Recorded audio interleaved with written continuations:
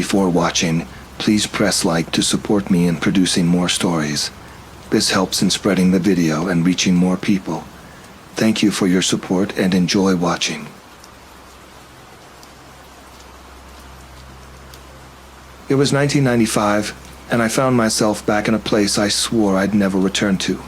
Red Hill, New Mexico. The kind of place that clings to you long after you've left, like a bad joke at a family dinner. My name's Nathan Whitley, and I guess you could say I had a penchant for bad decisions. One of those decisions was heading back to the land my dad left me, a rundown cabin in the middle of nowhere that hadn't seen a soul since he died. The only reason I came back was to sell the property, but fate has a way of complicating simple plans. Now, a little bit about me. I was always the kind of guy who preferred the quiet over the chaos. Worked as a mechanic most of my life, the kind of job where you don't have to talk to people much. Just grease, engines, and the occasional disgruntled customer. I don't mind getting dirty, but I prefer staying out of trouble. That should have been my motto when I was younger. Should have been, but wasn't. Anyway, I figured a quick trip to Red Hill, sign some papers, and I'd be back on the road before lunch. But things don't work out that cleanly. The minute I stepped out of my truck and saw that old cabin, I could feel something wasn't right. It wasn't the broken windows or the overgrown yard. It was the silence. The kind of silence that sits heavy on your chest, like the air's thicker than it should be. I took a few steps toward the front door, already regretting not just calling some real estate guy to handle this from a distance. But I'm a cheap bastard, and I figured I could save myself a couple of $100 doing it in person. As I got closer to the cabin, I saw something in the dirt, a scattering of bones. Small ones. Probably rabbits or squirrels, I told myself, but the closer I looked, the more it hit me that whatever had torn through these animals wasn't doing it for sport. The bones were clean, too clean, like they'd been gnawed down to the marrow. That's when I noticed the smell. Faint at first, like rotting meat carried on a breeze. I stepped inside, and the stench hit me like a brick. It was coming from the back room where my old man used to keep his hunting gear. Now, I'm no stranger to dead animals, grew up around them, hunted more than a few myself, but this was different.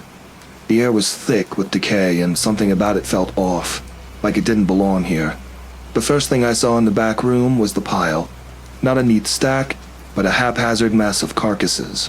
Deer, rabbits, even a couple of coyotes, all tossed together like someone had been collecting them. The second thing I saw, well, that made me rethink every choice I'd made leading up to that moment. Lying on top of the pile was a body. Not an animal, but a person. I didn't need to get close to know he was dead. Hell, you could smell it from the door. His clothes were torn to shreds, and what was left of his skin looked like it had been clawed at, ripped apart by something big. Something that had teeth. Now, I should have left right then and there. Called the cops, packed my things, and never looked back. But like I said before, bad decisions seemed to run in my blood. I grabbed the old hunting rifle my dad had left in the corner and took a step toward the body, trying to make sense of what I was seeing. That's when I heard it, the soft crunch of leaves outside. I froze, listening. Something or someone was out there, and it wasn't trying to be quiet. I backed away from the window, the rifle feeling heavier in my hands than it had any right to. My mind was racing, trying to figure out what the hell I was dealing with. A bear, maybe? No, bears don't stack their kills. People don't either. Not unless they've got something seriously wrong upstairs. Then I saw it, just for a second, through the crack in the doorway. It moved fast, too fast for me to get a good look, but I knew what I'd seen. Not a bear, not a person. This thing was big, on all fours, but it wasn't shaped right for an animal. Its back was too arched, and its limbs were long, almost stretched out like it was made of wire. I slammed the door shut and backed away, trying to steady my breathing. Whatever it was close. Too close. The thing outside circled the cabin, its footsteps crunching over the dry leaves, stopping now and then as if listening. It wasn't afraid of me, and that scared the hell out of me. Predators don't circle unless they know they're the ones in control. I kept my back to the wall, clutching the rifle tight enough that my knuckles turned white. If it came through that door, I was ready to fire. Well, that was the plan anyway. Then the door rattled and my heart damn near stopped. The thing outside was testing the handle. like it knew I was inside and wanted me to know it too. I could see the shadow under the door, and for a second I swore I saw fingers. Long, clawed fingers scratching at the wood. I raised the rifle and took aim at the door, my hands shaking more than I'd care to admit. But before I could pull the trigger, there was a thud, a heavy, wet sound, followed by silence.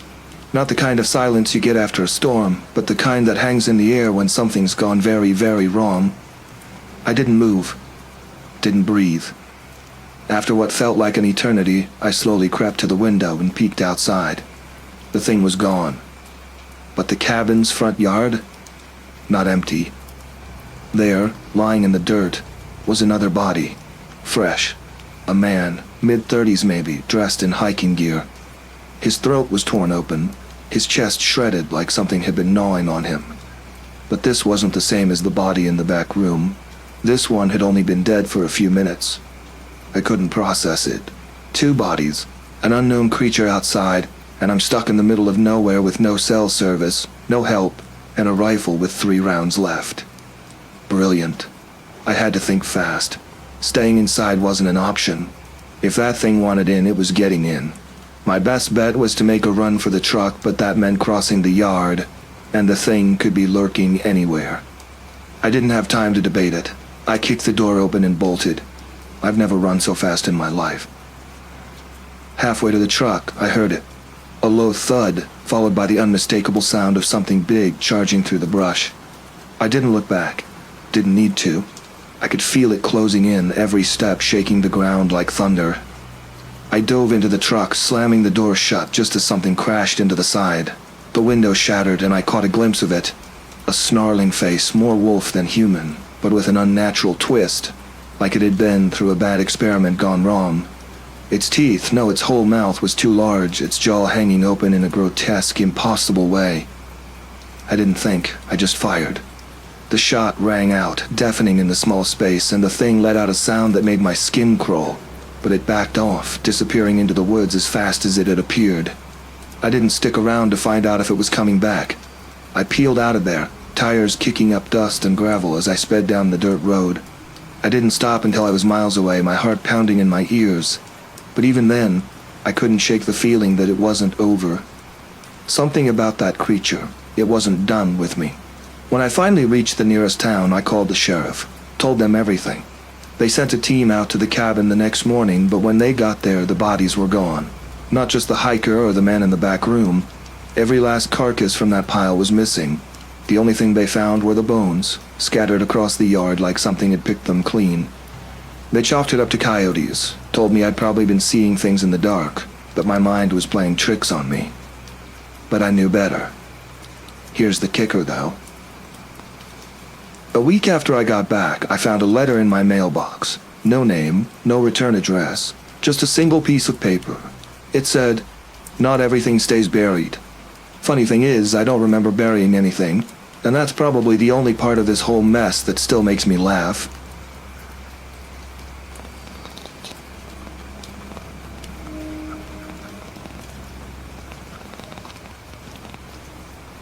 It was 2006. And if you'd told me I'd spend the last 5 years living in the middle of nowhere, I would have said you were crazy.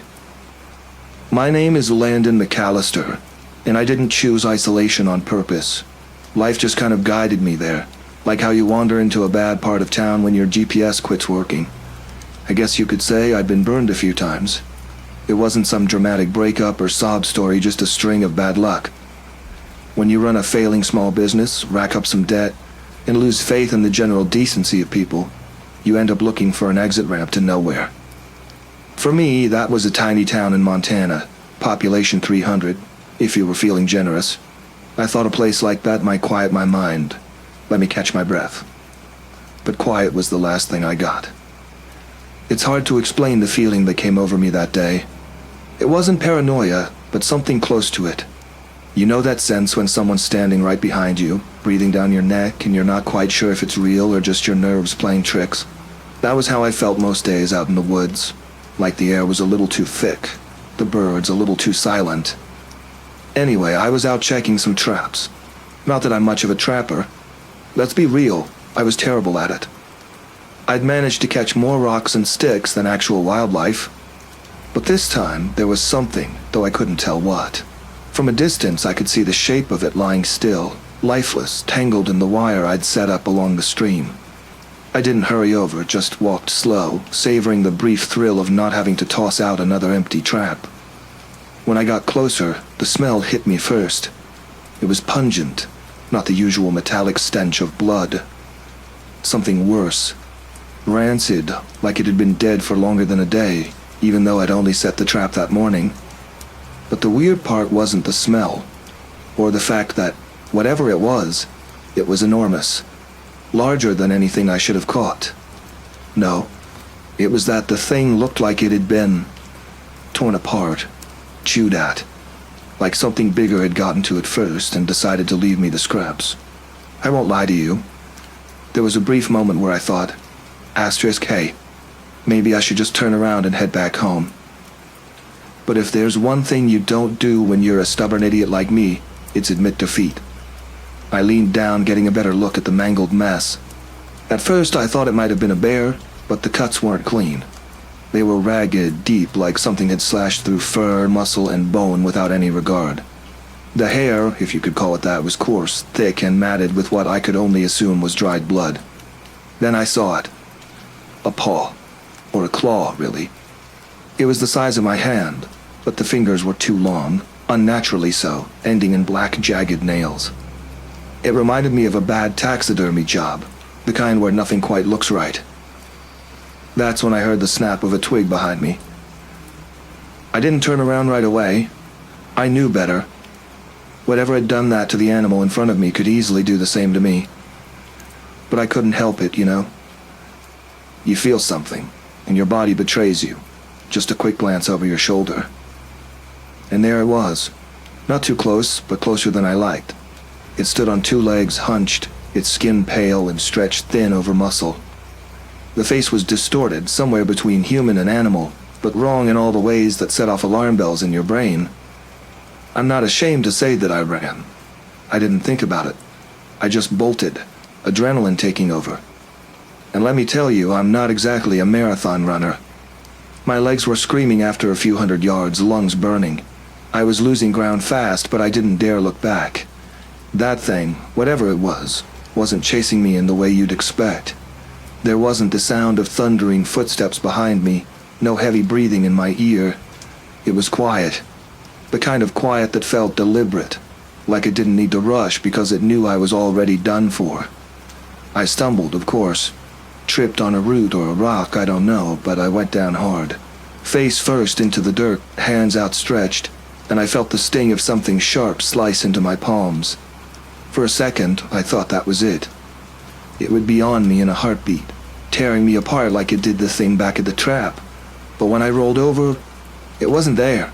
Just empty woods, trees, bushes, the sound of wind rustling the leaves. I lay there for a minute, gasping, not sure if I'd lost it or if it was just waiting, watching me, maybe toying with me, seeing how long it could stretch out the inevitable. I eventually scrambled to my feet, heart still hammering in my chest.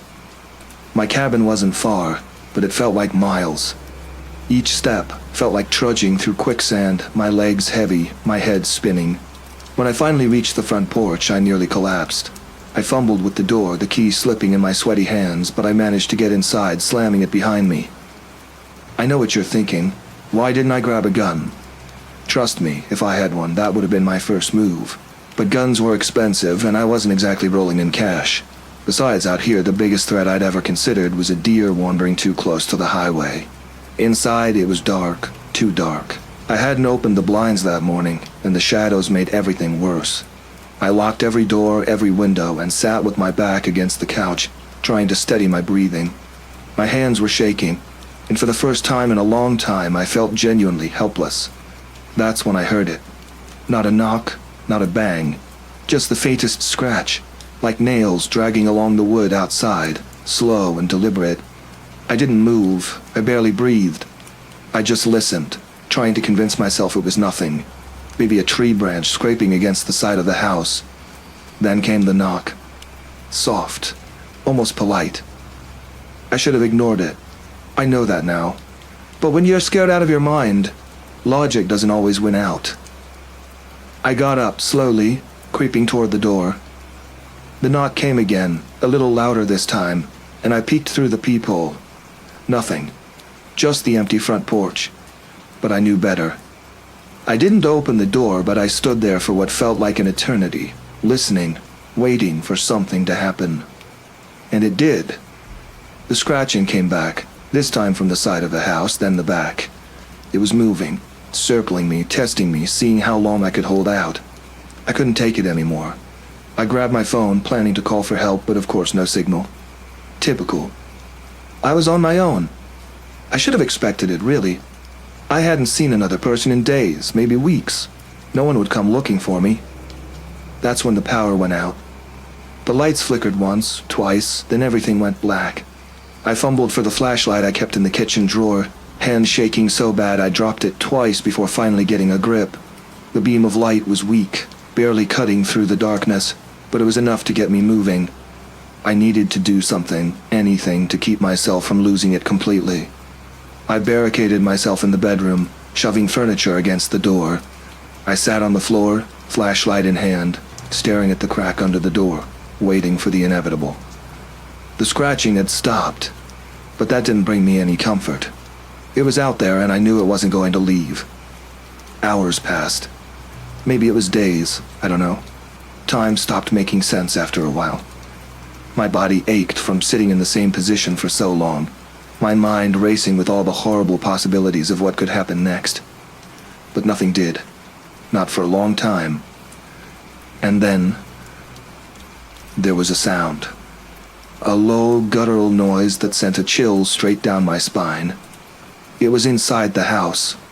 The door rattled, the furniture scraping against the wood as something heavy pushed against it. I held my breath, the flashlight shaking in my hands. The door creaked, the frame groaning as the weight on the other side increased. I knew it was only a matter of time before it broke through, but then, just as quickly as it started, it stopped. Silence. I didn't move. I couldn't. My mind was screaming at me to run, to get out, but my body refused to listen.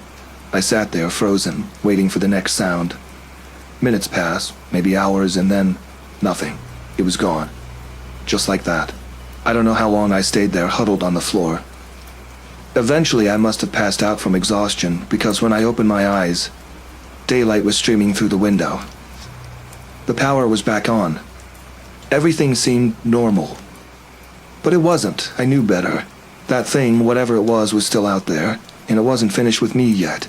I'm leaving this place.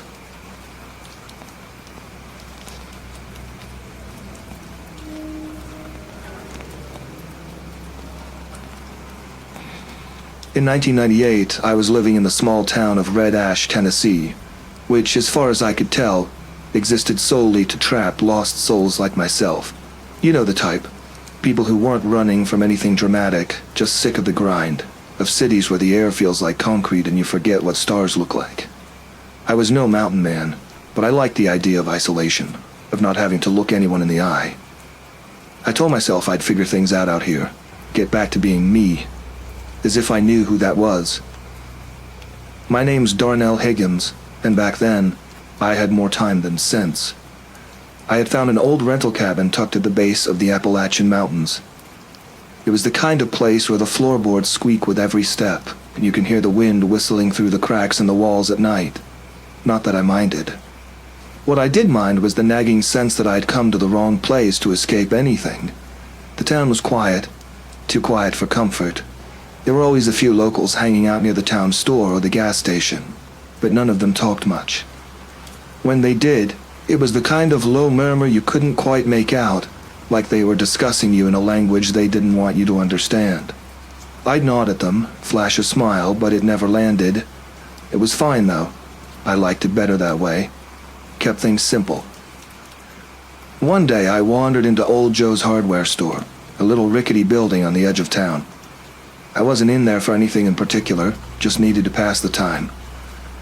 Joe, a grizzled old man with the kind of face that looked like it had weathered every storm, was behind the counter. His white mustache twitched when I walked in. "You ain't from around here," he grunted, sizing me up. "Guessing you're out at McCready's place?" I nodded, figuring there was no point in denying it. The town was small enough that everyone knew where everyone stayed. Yeah, that's the one, I replied, pretending to be interested in some dusty old tools hanging on the wall. Joe eyed me for a moment longer before he gave a low chuckle. You might want to keep your windows closed at night, he said as if it was some kind of joke. A lot of strange animals up in them hills. Strange animals, right? I brushed him off, muttering a thanks and getting out of there before he could say anything else.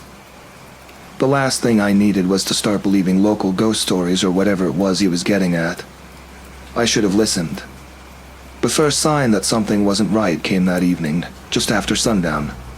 I had settled into a routine of reading on the porch as the light faded, letting the cricket's steady chirping lull me into a sense of peace. But that night something was different. The sounds stopped. All of them. Not a cricket, not a bird, nothing. Just a silence so thick it pressed down on me. Then, a rustling came from the trees. I glanced up, squinting into the dark, expecting to see maybe a deer or a stray raccoon. Instead, I saw a shape moving in the underbrush. It was low, almost slithering across the forest floor, but too big to be anything I could easily explain. My pulse quickened, but I convinced myself it was just some wild dog or a coyote. I got up, headed inside, and locked the door. I wasn't exactly armed. Hadn't really thought I needed to be. I mean, who was going to bother a guy like me out here? I wasn't rich, didn't have anything worth taking. My only weapon was a rusty hatchet I found out back, left behind by some previous tenant. I kept it by the door just in case. That night I hardly slept. The sounds of scratching, slow and deliberate, started around midnight, dragging along the outside walls of the cabin. There was a shuffling sound, like something pacing just beyond the porch.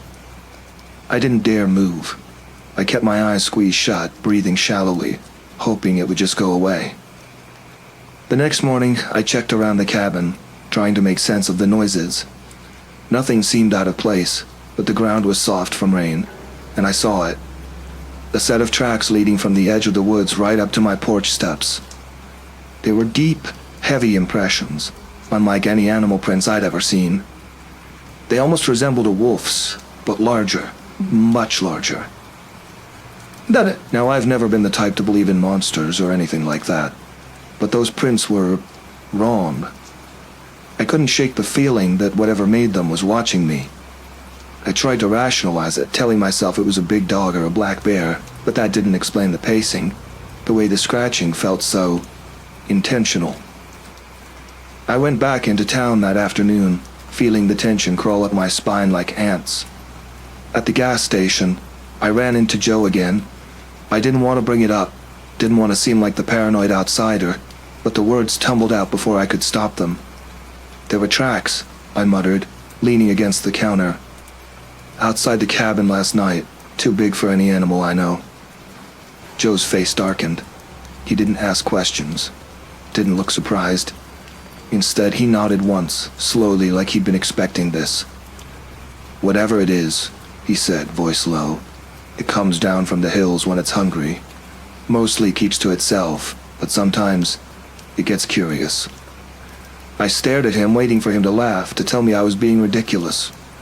But the way he said it chilled me more than the prints themselves. I asked him what it was, but he just shook his head. Best not to know. Just keep your doors locked at night. That night I did more than lock my doors. I barricaded them with furniture, pushed the sofa up against the door, and sat there with the hatchet in my lap like some character out of a bad horror movie. I couldn't believe I was doing this, that I was actually scared of some animal, but the gnawing unease wouldn't leave me. Around 2 a.m, it started again. First the scratching, soft at first like it was testing the wood, then the sound of heavy breathing. Close, so close I thought it was inside with me. I held my breath, gripping the hatchet so tight my knuckles turned white. Whatever was out there, it wasn't leaving this time. There was a loud thud.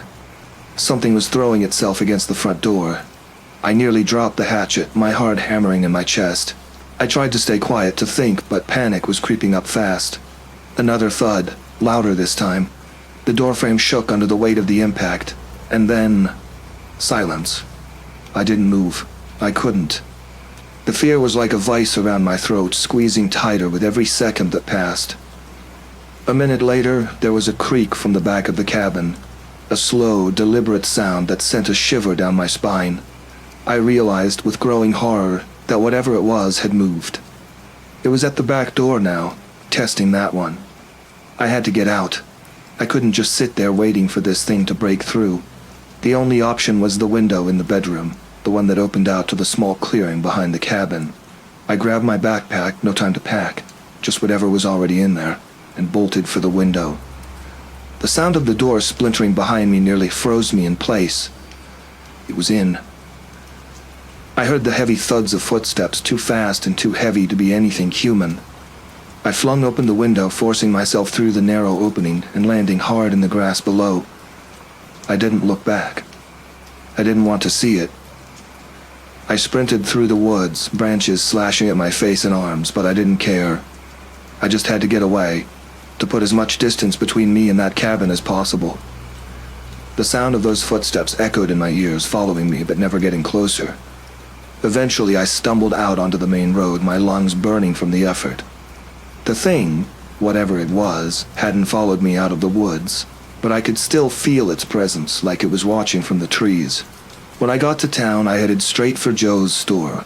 I half expected him to laugh at me, to tell me I was imagining things, but he didn't. Instead, he just gave me a long, sad look.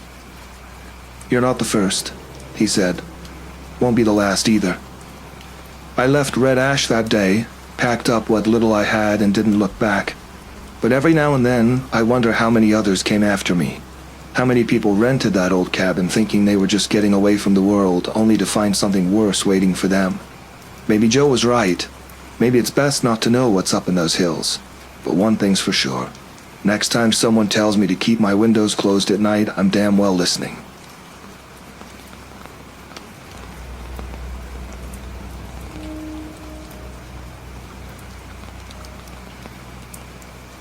The day started like any other, quiet and uneventful, but by the time the sun dipped low, nothing would be the same. It was 2001, and I was living in the outskirts of Ashland, Oregon. My name's Ethan O'Hare, and if you had asked me back then why I chose to live in such a remote area, I'd probably say something like, I prefer the company of trees to people, which wasn't exactly untrue. Ashland was one of those picturesque towns people visited for the Shakespeare Festival and art galleries, but a few miles out. You had nothing but dense woods, the kind where cell service gave up a long time ago, and the only thing you could count on hearing was the occasional rustling of deer, or if you were unlucky, something bigger. I liked it that way. Until I didn't. My cabin was isolated, a solid 15-minute drive from the nearest neighbor, which was more of a feature than a bug in my eyes. I'd been living there for a few years, doing odd jobs, fixing up old trucks, the kind of quiet life that left plenty of time for thinking, but little for complications. That's why what happened next hit me like a punch to the gut, something that broke the peace I had so carefully built. That evening I was working on an old Chevy in the garage, the kind of rust bucket that people like me could spend weeks tinkering with. The air was cool and the wind was whispering through the trees. If I'd paid more attention, I might have noticed the quiet. Too quiet even for the woods. But I was too wrapped up in getting that damn carburetor to fit just right. It started with the sound. At first, I thought it was just a bear rummaging through the underbrush. They weren't uncommon, especially around fall. But this was different. It was more deliberate, almost like something was watching, waiting. My back stiffened, and I set the wrench down, listening. There it was again, a rustle, too heavy to be the wind and too steady to be an animal just passing by. I shrugged it off, figuring it was probably a deer. Still, something in the back of my mind didn't feel right. It's hard to explain, but it was like an instinct, that primal part of your brain that screams when danger is close. But hey, I'd lived out here for years, and the worst thing that had ever happened was a raccoon getting into my trash. I stepped outside expecting to maybe scare off whatever was poking around, but there was nothing. The woods were still, unnaturally so. I've heard people talk about the calm before a storm, and that's the only way I can describe it. The hairs on the back of my neck stood up, and for the first time in years, I felt exposed. Then I saw it. Between the trees, maybe 50 yards out, something moved. It was big, bigger than anything that should have been in those woods. It was hunched over, long, mangy fur hanging off of it like it hadn't eaten in weeks. My first thought was that it was a bear, a sick one maybe. But bears don't walk like that, and they sure as hell don't have legs like a man. I froze, my mind running through every rational explanation it could muster. But there wasn't one. It stood there, not moving, just watching. I don't know how long I stared at it, but it felt like an eternity. Then in a flash, it bolted, faster than anything that size should be able to move, crashing through the trees like a freight train. My breath hitched, and for the first time in years I felt fear, real fear. The kind that makes you realize just how small you are in the grand scheme of things. I backed up slowly, half expecting the thing to charge out of the woods, but nothing happened. The air was still again, and for a second I thought maybe I had imagined the whole thing. Maybe the isolation had finally gotten to me. But then came the scream, a high-pitched, gut-wrenching wail that pierced the silence like a knife. It wasn't human, but it wasn't an animal either. It was something else, something wrong, and it was close. Without thinking, I ran back into the garage and grabbed the shotgun I kept behind the workbench. It was old, but it worked, and in that moment, it was the only thing that made me feel even remotely safe.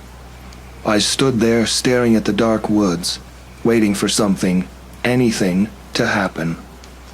Minutes passed, but nothing moved. My hands were shaking and I felt a bead of sweat run down the back of my neck.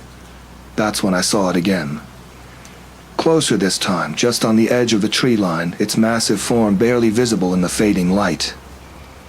My heart pounded in my chest as I raised the shotgun, trying to steady my aim. It didn't move, just stood there, watching me. I pulled the trigger, the shot echoing through the woods like thunder. The thing staggered back, but it didn't fall. Instead, it let out a guttural snarl, a sound that I'll never forget. It was furious, and I could feel its rage from where I stood. I pumped the shotgun again, but before I could fire, it disappeared into the trees. Not disappeared as in vanishing, but it moved so fast I couldn't keep track of it. I stood there shaking, my mind racing. What the hell was it? I didn't have time to think. In the distance, I heard the sound of something. No, someone. It was a voice, faint and desperate. Someone was out there. Against my better judgment, I grabbed a flashlight and headed toward the sound. As I moved deeper into the woods, the voice grew louder. It was a man, and he was begging for help. When I finally found him, I saw why. He was lying on the ground, his leg twisted at an unnatural angle, his face pale and drenched in sweat. "Please," he whispered. "It's still out there." Before I could ask him what had happened, there was a crash behind me. I turned, and there it was again, standing just a few yards away. The thing was massive, easily 7 feet tall, with matted fur and a long, twisted snout. Its body was human-like, but its face was all wrong. It looked like a wolf, but bigger, meaner, and far more intelligent. I didn't hesitate this time. I fired the shotgun again, hitting it square in the chest. It howled in pain and charged at me. I barely had time to move before it was on me, claws slashing at the air, teeth bared. We fought, and I don't know how I survived. Maybe it was adrenaline, or maybe it was dumb luck, but somehow I managed to get a shot off at point-blank range. The creature stumbled back, finally falling to the ground. I stood there panting, staring at the thing that had almost killed me.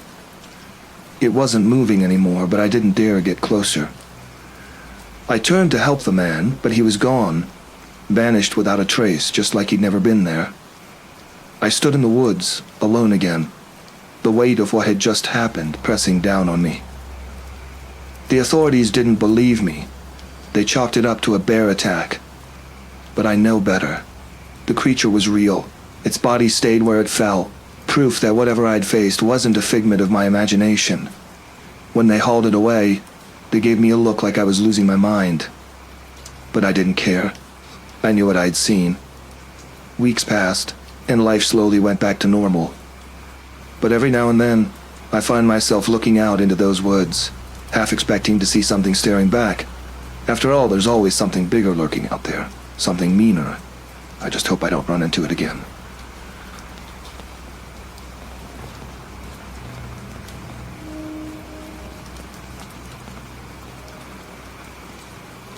I never thought the sound of a branch snapping could change my life, but that's exactly how 1989 became the year I stopped believing I had everything figured out. My name's Colt Warwick, and back then I was living in a small forgotten town called Elberton, Georgia. Population? Barely enough to justify a single stoplight. You could say the place was perfect for someone like me, a guy who didn't much care for crowds or for the kind of people who thrived in them. I'd been here for about 5 years, and the woods surrounding Elberton had become my sanctuary. But sometimes even the safest places turn against you. I guess that's how it starts for everyone who finds themselves in a mess they didn't sign up for. One minute you're just trying to make it through another quiet day, and the next, you're knee-deep in something you'll wish you could forget. It was a Saturday afternoon when I decided to go hunting. The deer had been scarce lately, and I figured a little time in the forest might clear my head, give me something to bring back home. I wasn't one of those guys with fancy rifles and high-end gear. Nah, I had my old Winchester, some ammo, and a worn-out pair of boots that had seen better days. I didn't need much else. The trail I followed was one I'd walked 100 times before. It snaked through dense patches of oak and pine, past a dried-up creek and up into a ridge that overlooked the valley below. On any other day, it would have been peaceful. That day, though, it felt off. Maybe it was the silence, heavier than usual. The kind of quiet that makes you check your surroundings twice. At the time, I chalked it up to nerves. Hell, I'd been a bit on edge since the sheriff told me about the hiker that had gone missing last month. I'd heard rumors. Folks around Elberton said there was something unnatural in the woods. Some kind of creature lurking, but you hear that kind of stuff in every small town. I brushed it off, thinking it was the usual nonsense people spouted when they had too much time on their hands. People get bored, and when they do, they make up stories. But as I climbed the ridge, those old rumors started to creep back into my head. Halfway up, I stopped to take a breath, leaning against a tree and looking out over the valley. I didn't realize how dense the forest was until that moment, like the trees had closed in on me without my noticing. The wind picked up, and I remember thinking how strange it was that I couldn't hear a single bird. That's when I heard the branch snap. It wasn't far, maybe 20 yards behind me, just out of sight over the ridge's edge. Instinct kicked in, and I crouched low, clutching my rifle. I waited, ears straining for any sound that followed, but nothing came.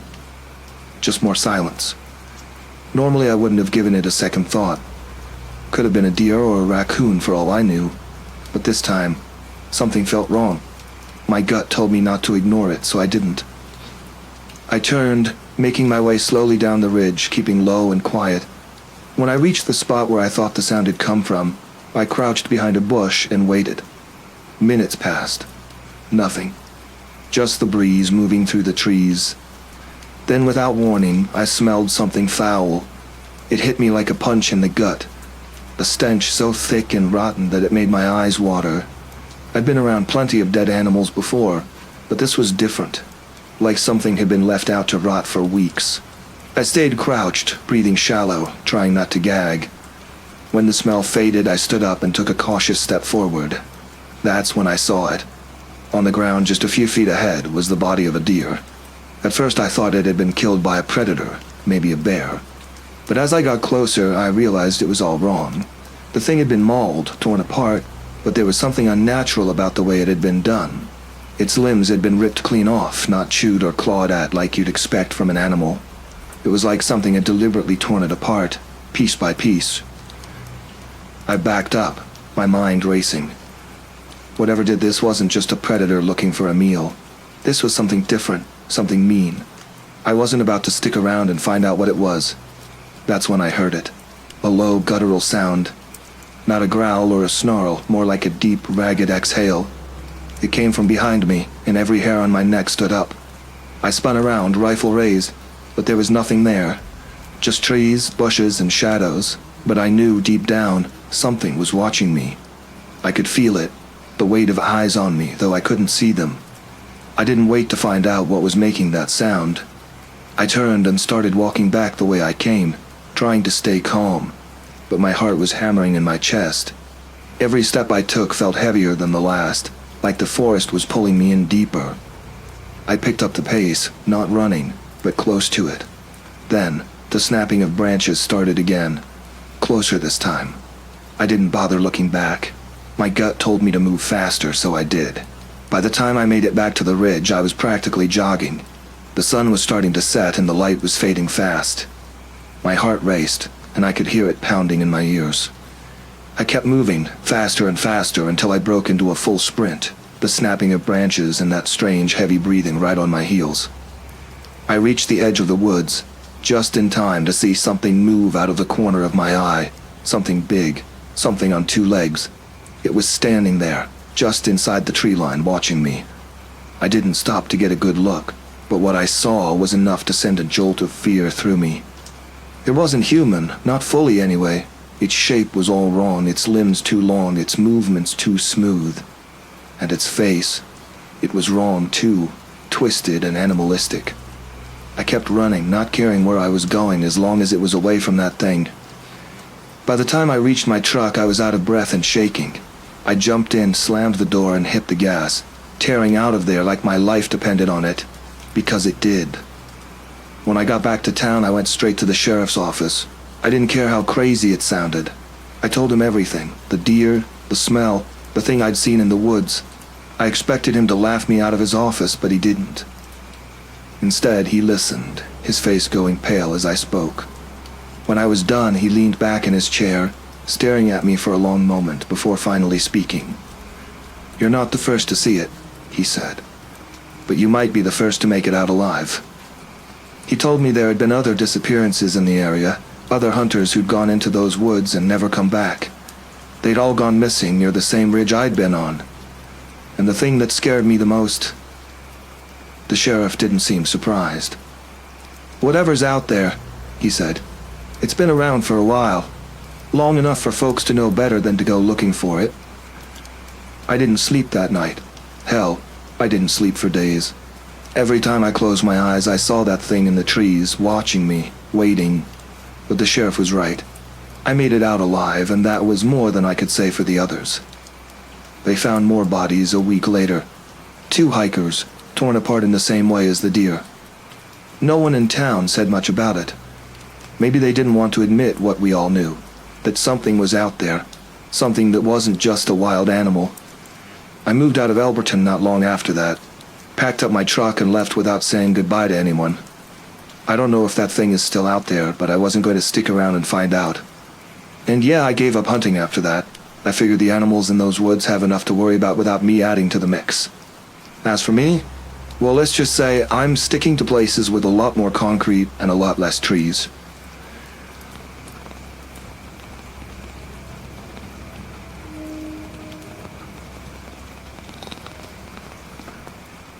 It was 1997, and I had found myself in the most bizarre place, the dense forests of the Allegheny National Forest in Pennsylvania.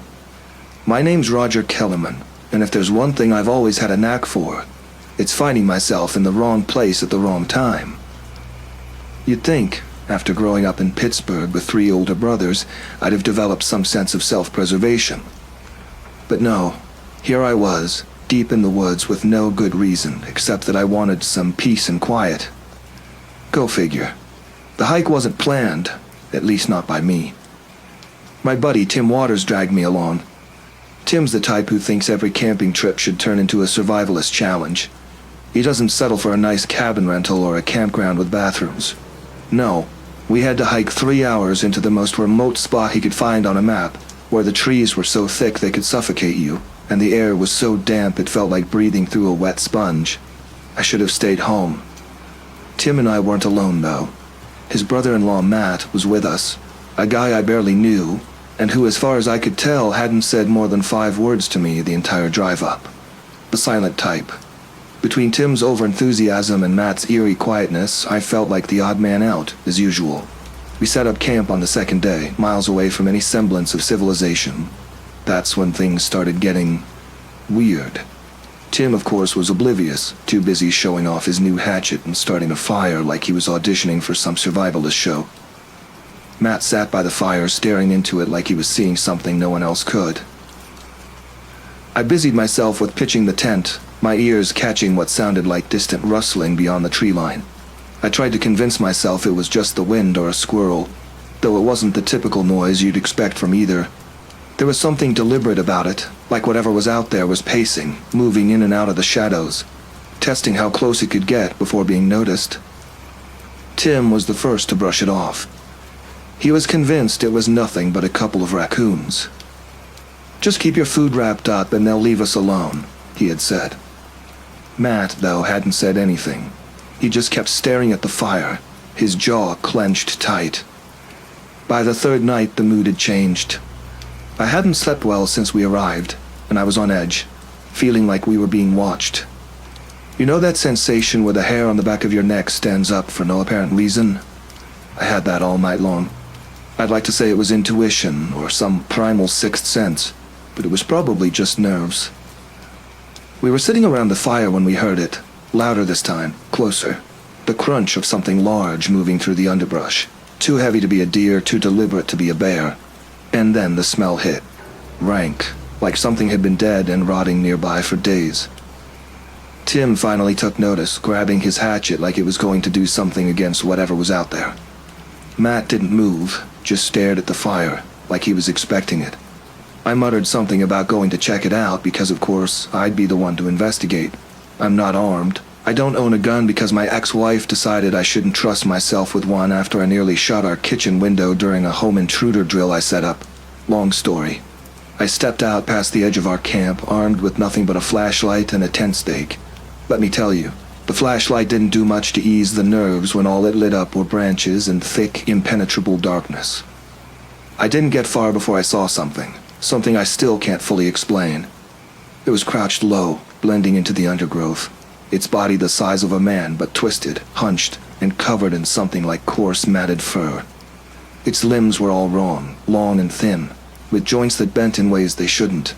And its face, if you could call it that, was more like a snout, elongated, almost canine, with sharp features and a stench that made me gag. I froze. Whatever it was, it saw me too, lifting its head in a jerking, unnatural motion, and I swear I could feel its focus snap onto me. My brain went blank, and for a second all I could think was, well, I've really done it this time. I started backing up, my heart hammering in my chest like a jackhammer. The thing stood up, on two legs, towering over the underbrush. It moved toward me, slow at first, like it was assessing whether I was worth the effort. The tent stake in my hand suddenly felt very, very useless. I managed to yell for Tim and Matt, hoping they'd somehow have a better plan than run. Tim came barreling out of the camp, hatchet raised, while Matt, in his typical fashion, stayed near the fire, eyes locked on the trees as if he already knew what was coming. Tim screamed something, probably trying to scare the thing off, but it didn't work. Instead, the creature lunged forward with terrifying speed, knocking Tim clean off his feet like he was nothing. I can't explain what I saw next without sounding like I've lost my mind. The thing, it ripped into Tim. It was fast, brutal, and there was nothing I could do. Tim let out a sound I'll never forget. Then there was only the noise of ripping, like fabric being torn apart. But it wasn't fabric. I don't know how long I stood there, paralyzed, watching the scene unfold. Matt hadn't moved an inch, just stared at the fire, as if everything happening was nothing new to him. I wanted to scream, to do something, but I felt rooted in place, my mind racing but my body frozen. The creature, satisfied with its carnage, turned its head toward me again. I didn't wait this time. My legs moved before my brain did, and I was running back toward camp, screaming Matt's name, though I knew that was probably pointless. There was no way we were getting out of this in one piece. I made it back to the fire, gasping for breath, my mind a chaotic mess of fear and adrenaline. Matt still hadn't moved. He finally spoke, though. "It's been here before. You should have stayed in the tent." I couldn't even process what he said at that moment. The creature hadn't followed me, at least not immediately. Instead, it seemed to circle us, moving just beyond the firelight, its presence heavy, ominous, and all too real. I looked around for any kind of weapon, but all I had was the tent stake, which I now gripped like my life depended on it. Matt finally stood up, as calm as you please, and walked toward the edge of the firelight. He didn't seem afraid. That's when I realized he knew more than he was letting on. Before I could ask him what the hell was going on, he spoke again, his voice eerily calm. "This place, it calls to them. It's why I come here, to see how far it'll go." I thought he was insane. Who says something like that in the middle of all this? But the way he said it, it didn't sound like insanity. It sounded like resignation. And then it came back. This time the thing wasn't alone. There were 2, 3 of them now, moving with unnatural speed through the trees. My stomach dropped as I realized we were surrounded. Tim had been a warning, a test to see how we'd react. Now it was playtime. Matt stepped forward, as if to meet them. I was too stunned to stop him. He looked at me over his shoulder, something like a grim smile on his face. "You should run, Roger. You've got no part in this." He didn't need to tell me twice. I ran. I didn't stop running until I could no longer hear the sounds of the forest, until the stench of death no longer clogged my nose. I don't know how I made it back to the trail, but I did, panting, soaked in sweat, and half out of my mind. When the authorities found me the next morning, they didn't believe me at first. But when they found what was left of Tim, and Matt was nowhere to be found, they had to admit something terrible had happened. They didn't question me much after that, probably because they didn't want to know. I never went back to the Allegheny Forest. I hear about disappearances there now and then, but I keep my distance. Whatever it was out there, it wasn't just hunting us. It was waiting for something bigger. Matt? I have no idea what happened to him. Part of me wonders if he's still out there, walking the woods with those creatures like they were old friends. But hey, at least I got out alive. That's more than I can say for Tim. And next time someone asks me to go camping, I'll tell them I'm much more of a hotel by the beach kind of guy. Trust me, you wouldn't want to be stuck in the woods after dark. Not with things like that prowling around.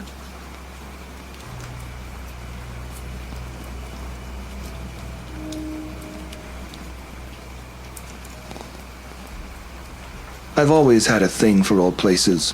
The kind of places that carry a history no one talks about, where the ground feels worn and the walls seem to whisper at you. In 1996, I found myself in one of those places smack in the middle of Allegheny National Forest, Pennsylvania. My name is Perry Flaherty, and I'm what you might call an enthusiast of the forgotten. Old buildings, ancient trails, stuff most people leave behind because they think it's bad luck or something. Me. I figure bad luck's just superstition. Turns out I might have been wrong about that.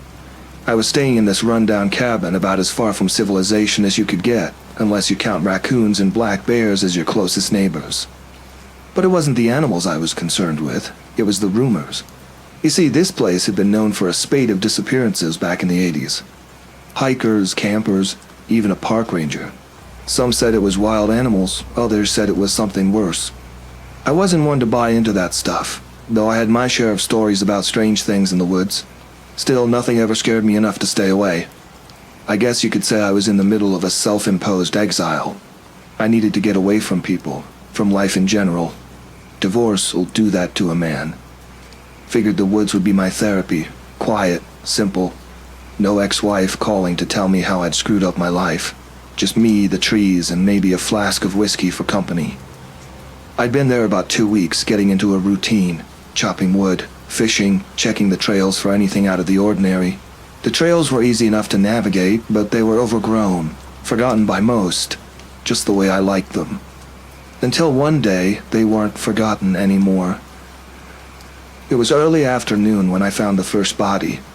I was hiking one of the less traveled trails, hoping to find a good spot to sit and forget about life for a while. At first I thought it was a pile of clothes left behind, maybe a hunter's gear or something. But as I got closer, I realized what I was looking at wasn't gear. It was flesh, torn, mangled, half covered in leaves. What was left of it anyway, I won't lie. I froze for a second, and then I did what any sensible person would do. I backed up, slow, keeping my eyes on the mess in front of me. There was no mistaking it. It was a person, or at least it had been. But this wasn't some animal attack. I've seen bear attacks before, and they don't leave bodies like this. It looked deliberate, methodical even, like something had taken its time. The blood was fresh, and the smell, it hit me all at once, the kind of stench that sticks to the back of your throat. I thought about heading back to the cabin and calling the authorities, but my phone was dead. And besides, there was no signal out here. Just as well. I didn't need anyone thinking I was some kind of lunatic telling ghost stories.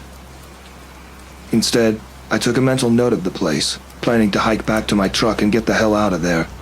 But something stopped me. A noise, low and guttural, like nothing I'd ever heard before. I turned, slowly, every instinct telling me to run, but my legs refusing to cooperate. That's when I saw it. It was hunched over, a creature of some kind, but it wasn't like anything I'd seen in any animal guide. It had the body of a large, twisted dog, but the legs were wrong, bent in ways that didn't make sense, and its face, if you could even call it that, was somewhere between a wolf and a human, its mouth a twisted snarl that looked more like a mockery of a grin. It reminded me of a hyena, the way its shoulders hunched and its spine seemed to coil like it was ready to pounce. I've been in some rough spots before. I've had guns pointed at me, been in bar fights that didn't end well, but nothing compared to the fear that gripped me in that moment. The thing stood there, staring at me, its body swaying slightly as if it was waiting for something. For me to run, maybe. So I did. I don't know how I managed to move, but my legs finally kicked into gear, and I sprinted down the trail faster than I ever thought possible. I didn't look back. I didn't need to. I could hear it, whatever that thing was, crashing through the underbrush behind me, closer with every step.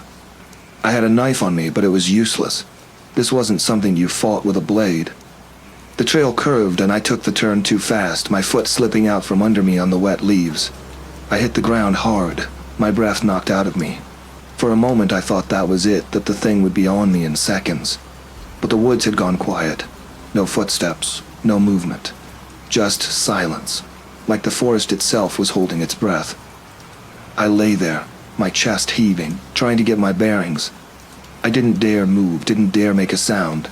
Slowly, I pushed myself up on my elbows and looked around. The thing was gone.